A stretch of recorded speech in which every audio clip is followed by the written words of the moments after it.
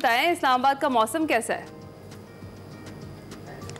देखें, बजट का मौसम है, बस बजट अब फाइनल उसमें है। शाम 4 बजे जो है वो काबीना का इजलास होने जा रहा है, उसमें इसकी अप्रूवल दी जाएगी, उसके बाद कौम के सामने आ जाएगा। तो काली घटाएं छानी है आवाम पे या फिर मजीद गर्मी जो है वो बढ़नी है? क्या अपडेट्स है? क्या सस्ता होना है, क्या महंगा होना है और कितने टैक्सेस लगने जा रहे हैं? मिला जुला जो है रुझान होगा। और टैक्सेस की बात है तो वो 2000 अरब के करीब जो है वो नए टैक्सेस का इम्कान है, और टोटल जो आउटले है वो 17,600 अरब रुपए का, चूँकि ये बजट है।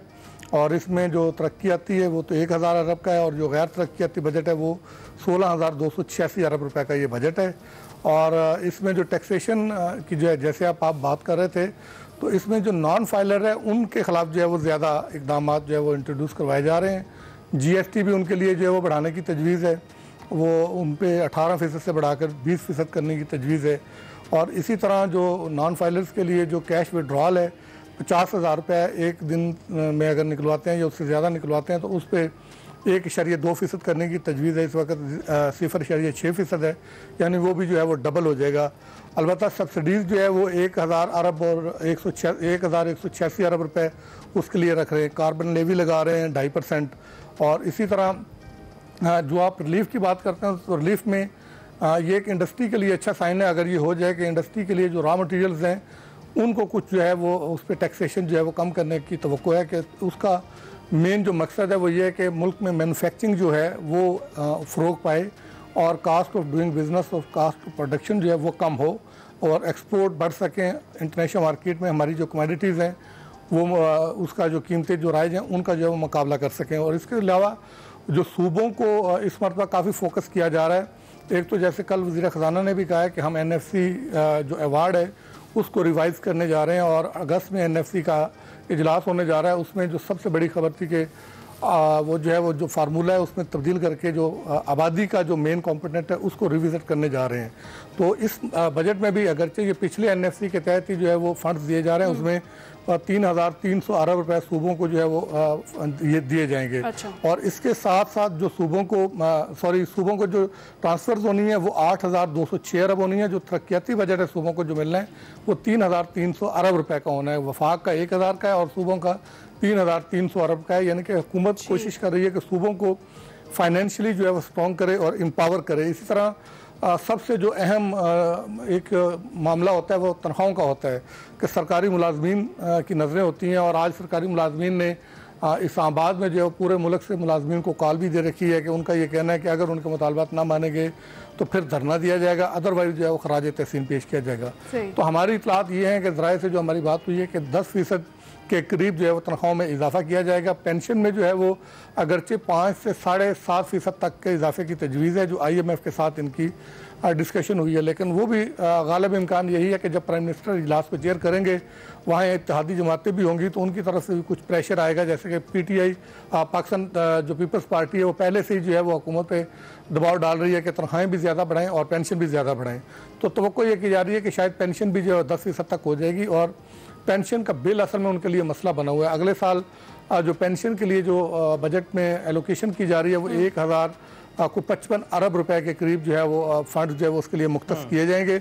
और इसके साथ साथ डिजिटाइजेशन की तरफ हुकूमत काफ़ी इक़दाम करने का इरादा रखती है, और ये एक अच्छा इक़दाम होगा क्योंकि इस वक्त जो है वो 140 अरब डॉलर की इकॉनमी ऐसी है कि जो अनडॉक्यूमेंटेड है, और उसमें ज़्यादातर जो है वो इकॉनमी ऐसी है कि जो उसमें तो टैक्स तो गवर्नमेंट को मिलता ही नहीं है, वो तो एक अलग चीज़ है। लेकिन उसकी एक्टिविटीज़ जो है वो हुकूमत के डॉक्यूमेंट्स में ना होने की वजह से जो फॉर्मल इकॉनमी में लोग हैं उनको काफ़ी नुकसान होता है, उनके लिए कम्पीट करना जो है वो मुश्किल हो जाता है। उस इनफॉर्मल इकॉनमी को जो है वो फार्मल इकॉनमी में लाने के लिए काफ़ी इक़दाम तजवीज़ किए जा रहे हैं। उसमें कुछ इंसेंटिव्स भी दिए जाएंगे कवानीन में, और फिर नॉन फाइलर्स के लिए जो है वो सज़ाएँ हैं वो बढ़ाई जा रही हैं। ख़ासकर जो है वो POS जो point of sale system introduce करवाया था उसमें जो है वो उसकी वायलेशंस बहुत हो रही थी, उसको भी जो है वो टैक्स एवेजन के लिए जो है वो यूज़ किया जा रहा था, उसके लिए सज़ा बहुत कम थी, उसको अब बढ़ाकर जो है वो कोई 4-5 गुना जो है वो सज़ा की जा रही है। उसमें जो इम्प्रिजनमेंट है वो भी जो है वो बढ़ाई जा रही है। इसी तरह जो रियल स्टेट सेक्टर है उसके लिए कहा यह जा रहा है कि उसमें कुछ रिलीफ दिया जाएगा, क्योंकि रियल स्टेट सेक्टर के बारे में कहा जा रहा है कि इससे 70 के करीब इंडस्ट्रीज़ जो है वो जुड़ी हुई हैं और इसमें स्लम आने की वजह से एक तो टैक्स रेवेन्यू जो है उसकी कलेक्शन में कोई इफेक्ट आता है, और साथ साथ जो है इकोनॉमिक एक्टिविटीज़ जो है वो इफेक्ट होती हैं। उस पे जो है वो एक तो FED उस पर ख़त्म की जा रही है, कुछ विद होल्डिंग टैक्सेस हैं उसको रिविजिट करने की जो है वो तजवीज़ है। अगरचे इस पे जो है वो बाज़ सेक्टर्स के बाज़ स्टेक होल्डर्स की तरफ से उसकी मुखालफत की जा रही है, लेकिन हुकूमत बहरहाल ये तजवीज़ जो है वो उस पर गौर कर रही है कि इसको जो है वो किया जाए। इसी तरह जो कार्बन लेवी का मैंने आपको बता दिया है, और जो सब्सिडीज़ का भी मैंने आपको बताया, और इसमें जो एक सिविल जो गवर्नमेंट है उसके जो रनिंग एक्सपेंडिचर है उसके लिए जो है वो 971 अरब रुपए जो है वो मुख्तस किए जा रहे हैं। और इसके साथ साथ जो अगले माली साल में कोशिश ये की जा रही है कि ये ग्रोथ ओरिएंटेड बजट हो, और उसमें जो है वो ज़्यादातर फोकस उस चीज़ को किया जा रहा है कि मैन्युफैक्चरिंग फ़रोग पाए, और साथ साथ जो है वो आम जो लोग हैं उनको जो है वो रिलीफ मिले, महंगाई का ग्राफ जो है वो कंट्रोल में रहे। उसके लिए हुकूमत जो है वो काफ़ी डॉक्यूमेंटेशन की तरफ काफ़ी जो है फोकस करने जा रही है। टैक्स कवानीन जो है उसको काफ़ी रिविज़िट किया जा रहा है, उसमें जो लूप होल्स हैं वो जो है वो ख़त्म करने की जो है वो काफ़ी जो है वो उसकी प्रपोजल्स हैं। और इसके साथ साथ इंडस्ट्रियलाइजेशन को बढ़ाने के लिए जो कुछ 7,000 के करीब टैरिफ लाइन्स हैं उनको रिविज़िट किया जा रहा है। उसमें फिर WTO रजीम में चूँकि हम हैं उसमें भी काफ़ी हमारे ऊपर जो है वो दबाव भी था और काफ़ी अरसे से था, लेकिन हम उसको उस तरीके से जो उनकी कमिटमेंट्स थी उनके मुताबिक नहीं कर रहे थे।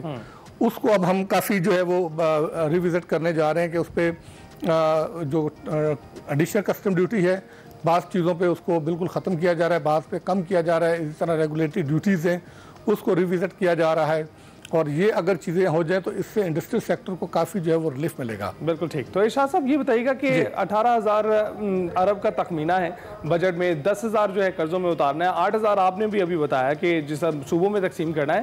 तो जब आपको पता है कि आपका तखमीना ही 18,000 का है, तो उसमें जो बाकी बचे पैसे हैं वो आप सूबों में तकसीम कर रहे हैं, और जो आप कह रहे हैं कि NFC दोबारा रिवाइज करने का सोचा जा रहा है पॉपुलेशन के मुताबिक, तो ये क्या एकदम पहले नहीं हो सकता था बजट से? देखें, ये जो NFC की जहाँ तक आप बात कर रहे हैं ये तो कानून के मुताबिक जो है बहुत देर पहले हो जाना चाहिए था, लेकिन बहरहाल नहीं हुआ, और पुराने ही NFC के तहत सूबों को जो है वो वसाइल की तकसीम हो रही थी। और अभी KP की हुकूमत जो है उसकी तरफ से भी ये एतराज़ आ रहा था, और बलूचिस्तान हुकूमत की तरफ से ख़ासकर ये एतराज़ात आ रहे थे कि एक तो आप नया NFC अवार्ड लेके आएँ, और दूसरा ये कि आप इसका जो फार्मूला है उसमें जो वेटेज आपने दी हुई है, पसमानदगी है, गुर्बत है, रकबा है, आबादी है, उसको जो है वो आप चेंज करें। उसमें चूँकि सबसे ज़्यादा जो वेटेज है वो आबादी को दिया जाता है, तो उसमें उनका ये एतराज़ था कि इसके ज़्यादातर जो वसाइल हैं वो पंजाब के पास चले जाते हैं। तो पंजाब में चूँकि आबादी का साइज़ ज़्यादा है तो लिहाजा आप आबादी के साथ साथ बाकी चीज़ों को भी ज़्यादा वेट दें। तो अभी जो है वो वज़ीर ख़जाना ने इस बात का इंदिया दिया है कि आबादी को जो है वो हम इसमें जो वेटेज है उसको रिविज़िट करने जा रहे हैं। अब ये वफाक और पंजाब का इम्तिहान होगा, क्या वो अपने जो है वो इस वसाइल पे ज़ाहिर है उनकी जो है वो रेवेन्यू पे कट लगेगा पंजाब के, क्या वो इसको रेजिस्ट करेगा या एक्सेप्ट करेगा। तो एक तो ये कि अगर ये हो जाता है तो इससे डेफिनेटली जो दूसरे सूबे हैं उनका जो शेयर है वफाक का जो फेडरल डिविजिबल पूल है उसमें उनका बढ़ जाएगा।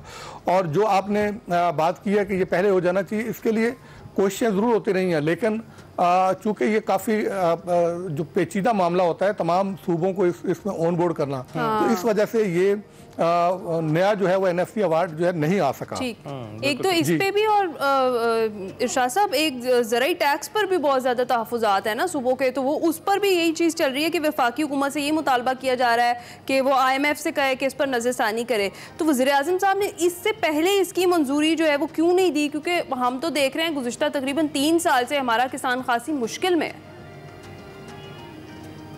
अच्छा देखिए, मैं उसमें थोड़ी सी आपको एक चीज़ बता दूं कि ये जो हमारा एग्रीकल्चर इनकम टैक्स है ना, उसका ऐसे काश्तकार पे इस तरह वो बोझ नहीं पड़ता है। अच्छा।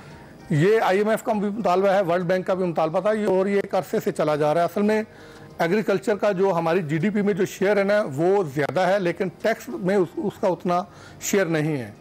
तो इस वजह से इसका जो बर्डन फिर होता है वो आम लोगों को जो है वो बेयर करना पड़ता है। तो ये IMF भी ये कहता था कि आप हर किस्म की जो इनकम है उसको टैक्स में लाएं, ना कि जो पहले से लोग टैक्स दे रहे हैं आप उन्हीं को जो है वो मज़ीद जो है वो निचोड़ते जाएं।